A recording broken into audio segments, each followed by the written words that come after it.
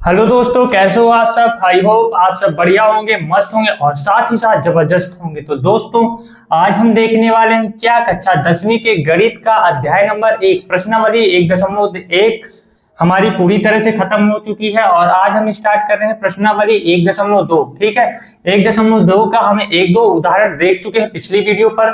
यदि आपको ये वीडियो देखना है, इससे पहले आप पहली वाली वीडियो देखिए ताकि आपको आज के क्वेश्चन और अच्छे से समझ में आएंगे कि हमको करना कैसे है। ठीक है, तो देखिए आज हम देखने वाले हैं क्या, उदाहरण नंबर 5। ठीक है, आपके बुक में एनसीईआरटी बुक में उदाहरण नंबर 5 में ये क्वेश्चन लिखा हुआ है। तो क्वेश्चन क्या है, √3 एक अपरिमेय संख्या है। ठीक है, हमको सिद्ध करना है कि ये एक अपरिमेय संख्या है। ठीक है, देखने से तो हमको लग रहा है कि ये एक अपरिमेय संख्या है, लेकिन हमें सिद्ध करना है। ये आपके क्वेश्चन पे 2 नंबर या फिर 4 नंबर के रूप में आएगा, तो आपको सॉल्व करना पड़ेगा। तो ठीक है, देखिए करना क्या है, वही करना है जो हम कल कर रहे थे, सेम उसी तरह। पहले क्या लिखेंगे, हल।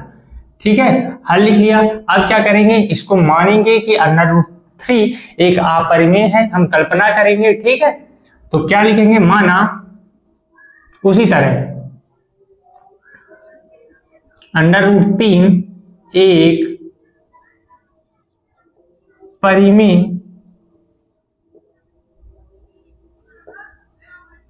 परिमेय संख्या है। ठीक है, तो √3 = P/Q।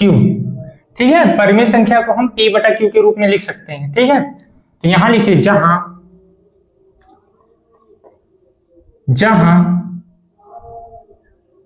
P व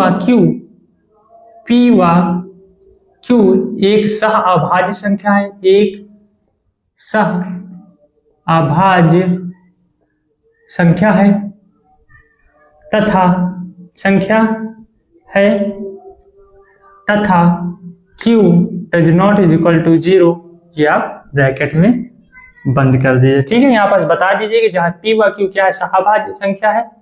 ठीक है, सहअभाज्य संख्या का मतलब क्या होता है, इसका HCF क्या होना चाहिए, 1 होना चाहिए, तथा Q ≠ 0। तो ठीक है, अब आप इसी को नीचे लिखेंगे तो नीचे लिख लीजिए, सेम प्रोसेस है कल जैसे।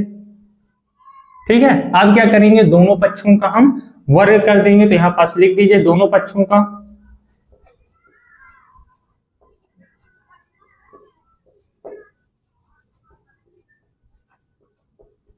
वर्ग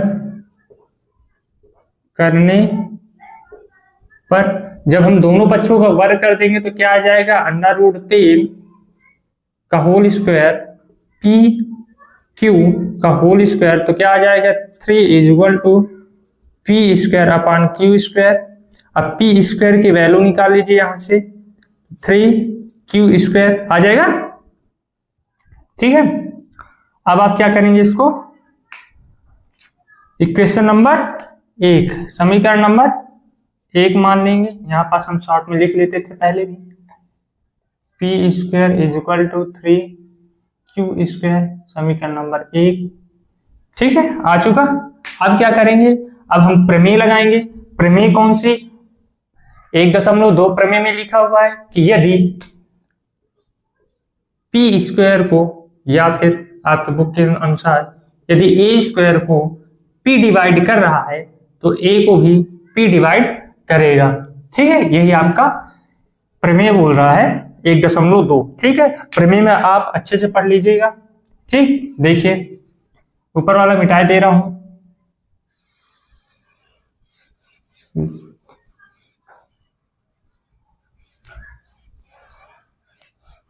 ठीक, इसके आगे आप देखिएगा ऊपर से। ठीक है, तो अब क्या करेंगे, 3 को इसके नीचे ले आएंगे तो क्या हो जाएगा, P² क्या हो जाएगा, यहां P² / 3 = Q²। तो यहां पास लिख सकते हो P² को यदि 3 डिवाइड कर रहा है तो P को भी 3 डिवाइड करेगा, जो M के बराबर होगा। ठीक है, तो यहां पास लिख दीजिए प्रमेय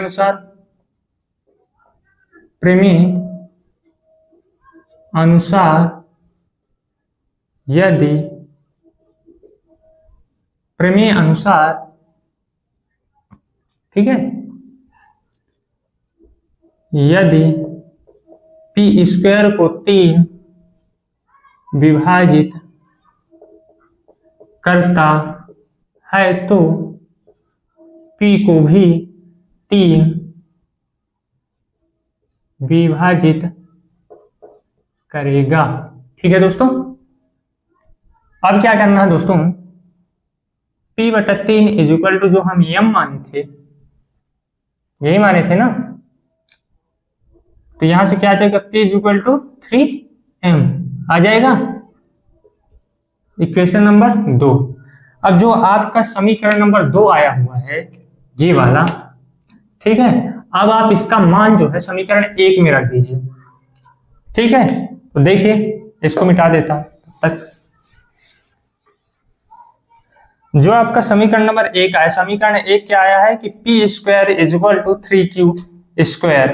ठीक है, अब p की जगह में ये मान रखेंगे तो क्या आ जाएगा, समीकरण यहां पास लिख दीजिए, समीकरण 2 का मान समीकरण 1 में रखने पर। ठीक है दोस्तों, तो अब आप इसका मान समीकरण 1 में रख देंगे तो कितना आ जाएगा, 9m square is equal to 3q square, 3 से। ठीक है दोस्तों, ये आ गया। अब क्या करेंगे, पेन चेंज, चलिए यहां पास लिखिए देगा, देखिए यहां पास क्या हो जाएगा, 9m square is equal to 3q square. ठीक है, यही होगा ना। अब क्या करेंगे, 3 से 9 को डिवाइड कर देंगे तो 3 आ जाएगा, आ जाएगा। ठीक, अब देखिए क्या आ जाएगा, यहाँ 3m square is equal to q square, तो ये m square is equal to क्या आ जाएगा, q स्क्वायर अपॉन 3। ठीक है, अब यदि ये आ गया है तो आप क्या लिखेंगे, प्रमेय अनुसार, फिर से प्रमेय अनुसार यदि q स्क्वायर को 3 विभाजित करता है तो p को 3 विभाजित करेगा। ठीक है, यही लिखना है ना। ठीक दोस्तों, ये लिख दिया। अब क्या करना है, क्या आ जाएगा, q/3 is equal to n मान लीजिए। ठीक है, q स्क्वायर अपॉन 3, तो q/3 3 is equal to n। ठीक है, समझा दिया आपको यहां से मैं। अब ये क्या हो जाएगा, q is equal to 3n, ये किसके बराबर आ जाएगा, इक्वेशन नंबर 3। ठीक, देखिए इक्वेशन नंबर 2 क्या आया था, p is equal to 3q 3m और q is equal to 3n। ठीक है, हमने क्या कल्पना किया था कि p व q क्या है, सहाभाज्य संख्या है, और सहाभाज्य संख्याओं में HCF क्या होना चाहिए, गुणनखंड क्या आना चाहिए, सिर्फ एक, सेम। तो HCF इसका क्या आता, एक आता, तो कौन सी संख्या हो जाती है, परिमेय संख्या हो जाती है। ठीक है, हमने कल्पना किया था। यदि हमारी कल्पना गलत हो गई, हमने कल्पना किया था कि परिमेय संख्या है और यह एक p व q एक सहाभाज्य संख्या है। ठीक है, अब देखिए p व q सहाभाज्य संख्या हमने माना था, लेकिन यहाँ पास कोई अन्य गुणनखंड आ चुका है, क्या, 3, और 3 जब कोई अन्य गुणनखंड आ गया है तो इसका HCF क्या हो जाएगा, 3 ना कि 1। ठीक है, तो ये जो हम कल्पना किए थे तो वो कल्पना क्या हो जाएगी, पूरी तरह गलत, विरोधाभास। ठीक है, यही चीज आपको अब लिख देना है जैसे हम कल लिखते थे। ठीक है दोस्तों, तो देखिए मैं मिटा रहा हूं ऊपर वाला, आप लिख लिए होंगे आई होप। ठीक है, अतः यहां पास देखिए क्या लिखेंगे, अतः समीकरण 2 व 3 से स्पष्ट होता है, अतः समीकरण 2 व 3 से स्पष्ट होता है कि, अतः समीकरण 2 व 3 से स्पष्ट होता है कि, या निष्कर्ष निकल के आ रहा है कि P व Q कोई अन्य गुणनखंड 3 रखता है। ठीक है, P व Q कोई अन्य गुणनखंड 3 रखता है, तब P व Q सह अभाज्य संख्या, तब P व Q सह अभाज्य संख्या नहीं होगी। ठीक, तब P व Q सह अभाज्य संख्या है, सह अभाज्य संख्या नहीं होगी, जो कि एक विरोधाभास है, जो कि एक विरोधाभास है। यह गलत कल्पना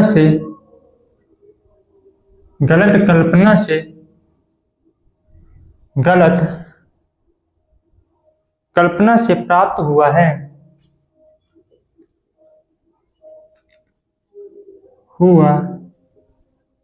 अतः √3 एक अपरिमेय संख्या नहीं है, अपरिमेय संख्या है, ना कि परिमेय। ठीक है, स्पष्ट हो गया ना, यही हम देखे हैं ना। देखिए P व Q को हम सहभाज्य संख्या माने थे, ठीक है, वहां उसका HCF 1 आना चाहिए, लेकिन यहाँ P व Q का HCF क्या है, 3 है, जो कि गलत है। ठीक है, हमने कल्पना गलत मानी थी। देखिए स्क्रीनशॉट ले लीजिए। इसके बाद चलिए आपके कुछ बुक में लिखी हुई प्रश्नों को सॉल्व करते हैं। ठीक है दोस्तों,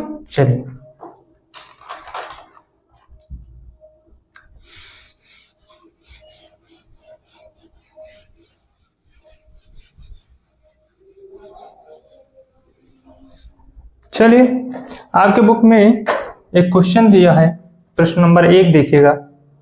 क्या है, सिद्ध कीजिए कि √5 एक अपरिमेय संख्या है। ठीक है, तो देखिए प्रश्न 1 देखिएगा आप अपने बुक का। √5 एक अपरिमेय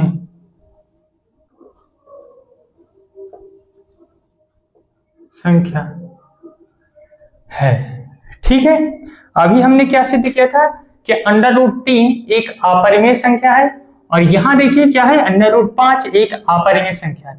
प्रोसेस वही है, करना उसी तरह है, आपको बस ध्यान देना है। ठीक है, वहां 5 था, यहाँ क्या है, वहां 3 था, यहाँ क्या है, 5 है। ठीक है, सेम करना है बस। देखिए सबसे पहले क्या लिखेंगे, हल लिख लिया हमने। ठीक है, हल लिखने के बाद क्या करेंगे, माना √5 एक परिमेय संख्या है। ठीक, तो क्या लिखेंगे इसको, √5 = P/Q। ठीक है, जहां P व Q एक सहअभाज्य संख्या है तथा Q does not is equal to 0। ठीक है, अब क्या करेंगे दोस्तों, इसी को उठाकर नीचे लिखेंगे, फिर दोनों पक्षों का हम क्या कर देंगे, वर्ग कर देंगे, और वर्ग करने के बाद हमें पी स्क्वायर की वैल्यू मिलेगी। जब हमको पी स्क्वायर की मान मिल जाएगा या पी स्क्वायर की वैल्यू मिल जाएगी, ठीक है, तो वहां से हम पी की वैल्यू निकालेंगे, और जब हमें पी की वैल्यू निकलेगी फिर उसका मान हम समीकरण 1 में रखेंगे, और जब वहां हम समीकरण 1 में मान रखेंगे तो हमें क्यू की वैल्यू मिलेगी, और जब हमें क्यू की वैल्यू मिलेगी, ठीक है, पी और क्यू की वैल्यू मिल जाएगी, तो वहां से स्पष्ट होगा कि पी व क्यू कोई अन्य गुणनखंड रखता है, उसका HCF कुछ और आ रहा है, ना कि 1। तो वहां से स्पष्ट क्या हो जाएगा कि हमने जो कल्पना किया है अभी अभी कि एक परिमेय संख्या है, सहभाज्य संख्या है, तो गलत हो जाएगा। बस यही स्पष्ट करना है। बस देखिए, सबसे पहले क्या लिखेंगे, √5 इज इक्वल टू पी बटा क्यू, दोनों पक्षों का वर्ग करने पर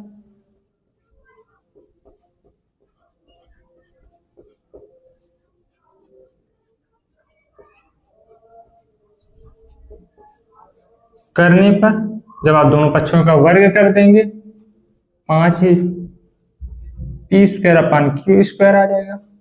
तो दोस्तों पी स्क्वायर की वैल्यू देखिए निकल आएगा, आप इसका गुणा कर दीजिए, इसके नीचे 1 मान लीजिए, इसका गुणा कर दीजिए। ठीक है, तो क्या आ जाएगा, यहाँ पी स्क्वायर की वैल्यू 5 क्यू स्क्वायर, यहां से लिख दीजिए प्रमेय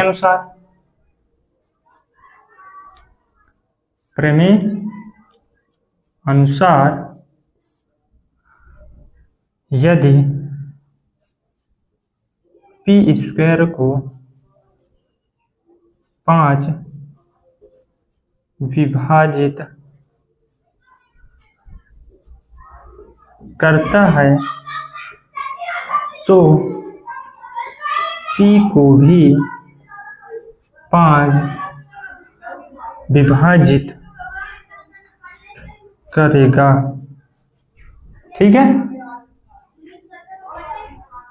यदि पी स्क्वायर को 5 विभाजित कर रहा है तो पी को भी 5 क्या करेगा, विभाजित करेगा। ठीक दोस्तों, चलिए ऊपर वाला मिटा दे रहा हूं।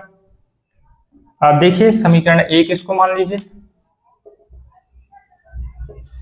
और यहां पास लिख दीजिए P square is equal to 5 Q square, समीकरण नंबर 1।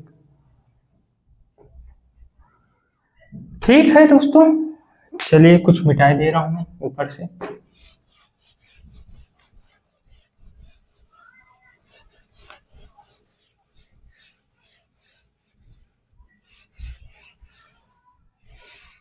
ठीक है, हमें समीकरण 1 मिल गया।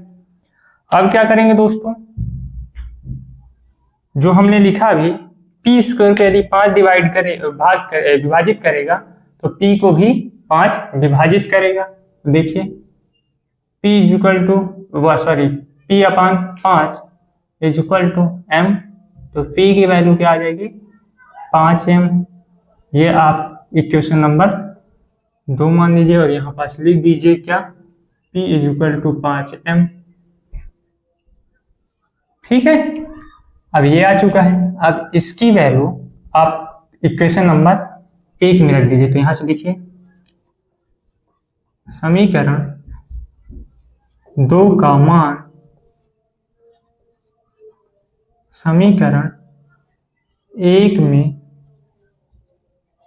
रखने पर, ठीक दोस्तों, तो आप उसका मान रखेंगे तो क्या आ जाएगा 5M का square is equal to 5Q square. तो ये आ जाएगा क्या 25M square is equal to 5Q square.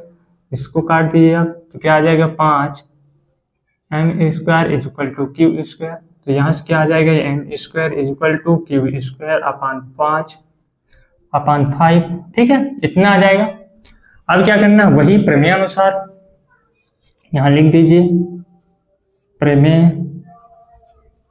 अनुसार यदि क्यू स्क्वायर को 5 विभाजित करेगा तो क्यू को भी 5 विभाजित करेगा। ठीक है, तो देखियो क्या आ जाएगा, q upon 5 is equal to n और q की वैल्यू क्या आ जाएगी 5n। ये आपके क्वेश्चन का इक्वेशन नंबर 3। ठीक है, देख लीजिए, स्क्रीनशॉट ले लीजिए, नोट करिए। साथ ही साथ आप लोग नोट्स बनाते चलिएगा। यदि आप साथ ही साथ नोट्स बनाएंगे तो आपको बहुत ही फायदेमंद होगा। यदि आप इसकी नोट्स चाहिए आपको, ठीक है, कुछ भी आपको कहीं डाउट लगता है, कोई क्वेश्चन पूछना है, तो आप हमारे व्हाट्सएप चैनल या फिर टेलीग्राम चैनल हमारा एसपी एग्जाम रेडी एकेडमी नाम से बना हुआ है। ठीक है, इंस्टाग्राम चैनल हमारा एसपी एग्जाम रेडी एकेडमी के नाम से ही बना हुआ है, आप उसको जाकर फॉलो कर लीजिए। ठीक है, आपका कोई डाउट होता है आप डायरेक्ट एसएमएस करिए। ठीक दोस्तों, ये समीकरण नंबर 3 और समीकरण नंबर 2 हमको मिल चुका है। यहाँ से आपको स्पष्ट ही हो रहा होगा कि P और Q का कोई अन्य गुणनखंड है, तो इसका HCF क्या हो जाएगा 5। हमें HCF क्या चाहिए था 1, यहाँ से हम क्या लिखेंगे, यतः समीकरण 1 व 2 से स्पष्ट होता है।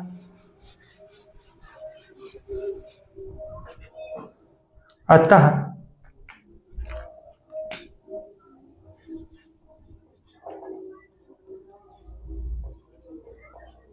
समीकरण 2 व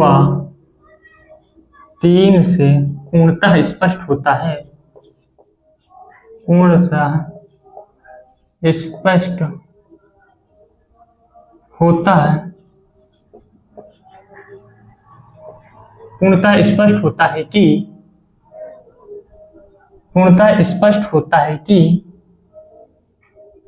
P व Q कोई अन्य गुणनखंड P व Q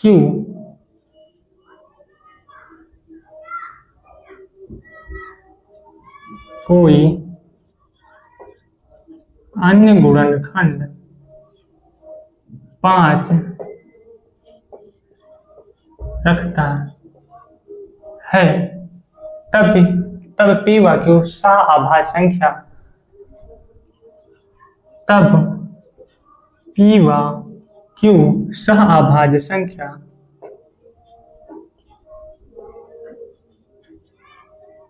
नहीं होगी। ठीक है, तब P व Q सह संख्या नहीं होगी।